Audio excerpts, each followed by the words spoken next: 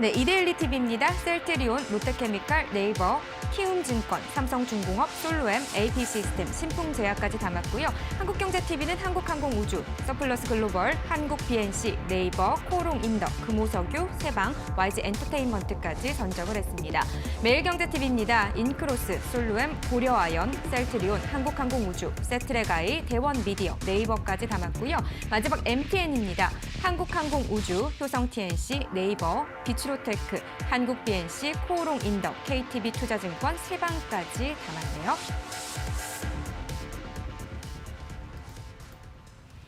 네, 오늘 전반적으로 특징주 봤을 때 좀 어떻게 포진되어 있다고 보시나요? 전체적으로 봤을 때 종목들이 그렇게 이제 과거에 조금 그 2020년도에 유행했던 그런 종목들보다는 새로운 종목들이 눈에 많이 띄어요. 예. 물론 뭐 네이버를 전 증권사에서 다뤘기 때문에 최근에 주가 상승에 따른 그런 요소다라고 말씀드릴 수 있겠고, 나머지들 같은 경우 오늘 같은 경우 이제 두 가지가 눈에 띕니다. 하나는 의류 업종.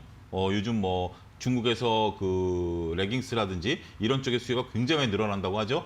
그다음에 오늘은 항공우주 쪽, 예. 이런 쪽들에 대한 섹터에 대한 관심들, 그리고 석유화학이라든지 뭐 이런 쪽들에 대한 관심들이 조금 많아지고 있는 것들이 아니겠는가, 그렇게 설명을 드릴 수가 있겠습니다. 네, 알겠습니다. 그럼 세 가지 정도 좀 분석을 해보죠. 첫 번째 종목으로 어떤 걸 좀 선정을 하셨나요? 네이버를 지금 현재 매체에서 소개를 했기 때문에 예. 네이버 말씀을 좀 드리도록 하겠는데, 우리가 이제 네이버가 한때는 카카오보다는 위에 있었죠. 그쵸. 그렇지만 카카오가 지금 현재 가격면이나 아니면 사업 구조면이나 이런 것들이 오히려 비교 우위에 있고 네이버가 비교 열리에 있는 그런 상황. 예. 그러니까 과거에는 카카오를 보고 제2의 네이버라고 그랬다라면 이제는 네이버를 보고 제2의 카카오라는 용어를 쓸 정도로 이게 사람이 업황이 바뀐다라는 거죠. 그러니까 여러분들이 주식을 투자하실 때도 한 가지를 고집하셔서는 안 됩니다. 이렇게 상황이 역전되고 또 재역전될 수 있다라는 부분들을 말씀 좀 드리겠고, 일단 네이버가 최근에 각광을 받고 있는 이유 중에 하나가 기업의 이익이 개선되고 있다라는 점이죠. 지금 현재 네이버나 카카오 같은 경우 아직까지는 50% 이상이 광고 수익에 의존하고 있는 것은 사실입니다. 하지만 카카오가 올랐던 이유를 좀 살펴보게 된다면, 카카오가 네이버는 광고 수익에 의존하고 가입자 수를 늘릴 당시에 카카오는 다양한 플랫폼들을 쌓아놨죠. 그러고 나서 이런 것들이 대거 비용에서 이익으로 전환되는 그런 모습을 보면서 주가가 급등하니까 네이버도 이제 플랫폼을 깔기 시작했습니다. 다양한 플랫폼, 뭐 넵튠이라든지 아니면 뭐 여러 가지 그 부분에 대한 사업 부분을 깔기 시작했고, 그걸 유료화하기 시작했죠. 그에 따라서 그러한 부분들에 대해서 비용 대비 이익이 발생하기 시작했다라는 게 상당히 고무적이다라고 말씀드릴 수가 있겠습니다. 주가가 가장 드라마틱하게 상승하는 모멘텀이 결국 비용이 수익으로 전환될 때 주가가 드라마틱하게 상승을 하거든요. 그걸 카카오가 먼저 보여줬고 2차 전지가 보여줬습니다. 네이버가 이제 그런 것들을 펼쳐 나갈 그런 시기이고, 네이버의 또 강점이 굉장히 그 네이버라는 우리가 그 PC 화면에 있어서 비교 우위를 나타내고 있는 부분 아니겠습니까?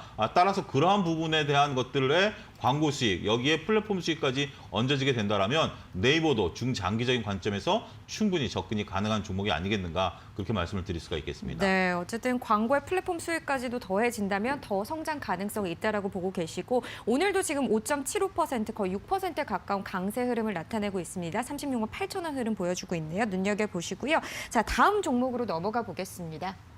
키움증권을 좀 말씀드리겠습니다. 뭐 언론에 나온 얘기니까 말씀을 드리면 작년 연말에 보너스를 지급했다고 하네요.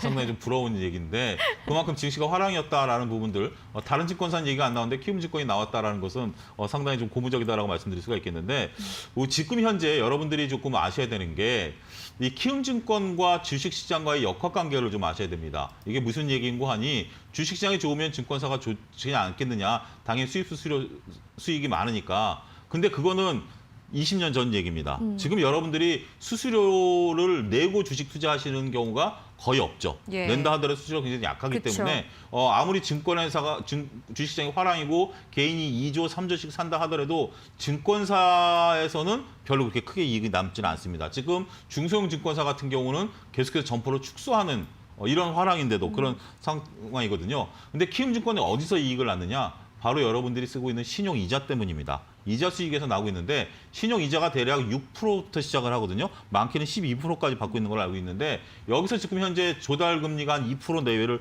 한다면 앉아서 4%를 먹고 있는 거죠. 그러네요. 근데 지금 신용이 풀로 차 있습니다. 이게 24조까지 늘었고, 이 역학관계를 아셔야 된다는 게 여러분들이 지금 신용 반대 매매가 하루에 300억씩 나가고 있다는 언론 보도를 제가 며칠 전에 봤는데요. 그만큼 신용을 많이 쓰고 있습니다. 이게 그만큼 위험한데 앞서도 앵커 브리핑에서도 얘기하셨다시피 예. 뭐 여유 자금을 하라고 아주 그쵸. 중요한 말씀을 하셨고 여유 자금을 하라는 것은 빚을 내서 하지는 말라라는 얘기인데 맞습니다. 더군다나 주가 조정기에는 빚을 줄여가야 되는데 빚이 계속 늘어나고 있다는 겁니다. 이런 것들이 현재 지금 키움증권의 영업 수익이 되고 있다는 점.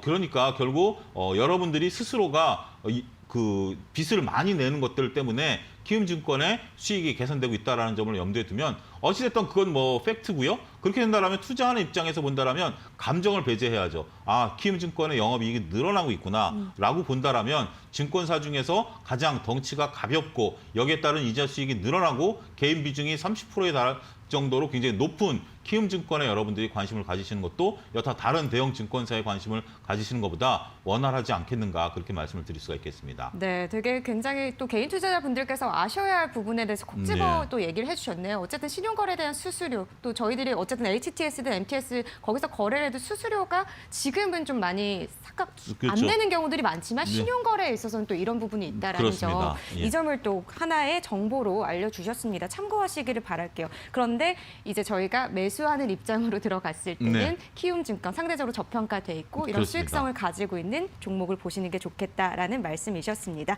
알겠습니다. 자, 마지막 종목으로 넘어가 볼게요. 어떤 종목을 볼까요? 아까 식음료를 저한테 질문하셨는데 예. 그와 관련해서 고려아연을 좀 말씀을 좀 드리도록 하였습니다. 오늘 고려아연이 급등했다가 좀 급락했는데 지금 최근에 은 가격이 상승했다라는 그쵸. 뉴스가 나오면서 8년 만에 최고치라고 하죠. 그렇게 해서 이제 고려아연이 좀 올라가는 모습들 보여주고 있고 뭐 굴이라든지 납 이런 것들이 전반적으로 강합니다. 지금 중국의 경제 성장률이 올해도 한 4%대 달성할 것으로 보여지고 있는 상황이고 우리나라도 경제 성장률이 한 3% 정도 될 것으로 보여지고 있기 때문에 빠르게 경제가 회복하면 원자재에 대한 수요가 늘어날 수밖에 없다라는 거죠. 이러한 원자재 가격은 작년 연말서부터 들썩거리긴 했습니다. 이게 이제 원자재 가격이 들썩거리는 요소가 여러 가지가 있는데 지금 여러분들 잘 아시다시피 미국과 글로벌 각국이 유동성을 풀어놨기 때문에 이러한 유동성들이 원자재 가격을 자극하는 면도 있긴 합니다만 예. 지금은 주식시장이 워낙 좋기 때문에 자금이 주식시장에 머물러 있습니다. 지금 원자재 가격이 올라가고 있는 것은 유동성의 힘이 아니라 실수요가 늘어나서 늘어나는 부분들이거든요.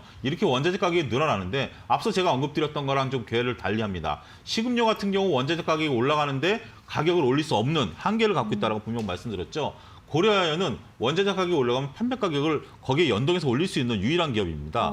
그렇기 때문에 원자재 가격이 올라간다 한들 매출 원가가 늘어난다는 등 동일한 매출에서 매출 가격이 올라가니까 매출은 증가하게 되죠. 예. 영업이익은 그대로입니다. 어. 거기에 오히려 환율이 지금 현재 1,100원대 워낙 강세면 예. 수입하는 원자재 가격은 떨어지죠. 근데 수출하는 입장에서 원자재 가격이 국제 가격에 맞춰서 올리다 보니 서로 원자재 가격에 대한 환율 상세 효과가 나타나면서 오히려 이익은 늘어납니다. 이러한 메커니즘. 그러니까 여러분들이 재무제표를 공부하셔야 되는 이유 중에 하나가 단순히 원자재 가격이 올라갔는데 고려아연이 왜 올라가느냐라는 부분들을 봤을 때 이렇게 원자재 가격과 매출 원가와 매출 가격의 괴리율 여기에 환율단에 따른 한 차이까지 바라볼 수 있는 그러한 기업으로 고려아연을 바라보시게 된다면 고려아연 같은 경우 올 한 해 우리가 어떻게 보면 좀 무거운 주식이고 좀 답답한 그 업황을 갖고 있는 그러한 부분들이다라고 말씀드릴 수가 있겠습니다만 우리가 4차 산업에 대한 눈은 멀리 봐야죠. 결국 신경제가 그리고 탄소제로 경제가 산업을 이끌 것은 사실입니다만 당장 우리가 먹고 쓰고 발딛고 있는 부분들을 보면 이렇게 굵직굵직한 기업들이 생산해내는 제품들이 우리 실생활에 좀 쓰이고 있다는 거죠. 이러한 원자재를 공급하고 있는 고려아연 입장에서 본다면 여러분들이 나름대로 정말 가치주냐 성장주냐의 논쟁에서 가치주를 하나 넣어야 되겠다라고 한다면 고려아연을 포함하시는 것도 하나의 팁이 되지 않을까 그렇게 좀 말씀드릴 수가 있겠습니다. 네, 어쨌든 뭐 그런 음식료 업종부터 시작해서 지금 고려하는 은과 관련된 이런 네. 주식에 관련해서도 지금 전체적으로 업종의 흐름을 이렇게 또 짚어주시니까 네. 우리 개인 투자자분들께서 굉장히 많이 도움이 될 것 같다는 생각이 듭니다. 어떻게 보면 또 새로운 시각으로 또 접근하실 수 있는 부분도 있으실 것 예. 같고요. 굉장히 좀 새로운 가족으로서 저도 너무 굉장히 든든하고 감사하다는 느낌이 듭니다. 네, 그럼 제가 질문 하나 조금 더 드려볼게요. 예, 지금 예. 은 얘기가 나와서 말인데요. 네. 사실 지금 뭐 고려아연의 이런 특성도 있긴 하지만 지금 미국에 있는 개인 투자자들 같은 경우 지금 게임스톱에 이어서 은과 네. 비트코인으로 이동을 했다. 뭐 이런 또 이야기들이 계속 나오고 있지 않습니까? 이런 부분에 대해서는 좀 어떻게 보세요? 글쎄요. 저는 그렇게 이런 모습들이 썩 좋아 보이지는 않는다. 그러니까 결국 나름대로의 세력화한다라는 것이 우리나라 법률상 용어로 쓰면 통정매매입니다. 작전이죠. 예. 작전과 다를 게 무엇인가라고 반문해 보게 된다면 결코 좋은 모습은 아니다라고 말씀드릴 수가 있겠고, 두 번째는 이러한 유동성에 의해서 주식시장이 움직이는 것은 항상 휴유증이 남습니다.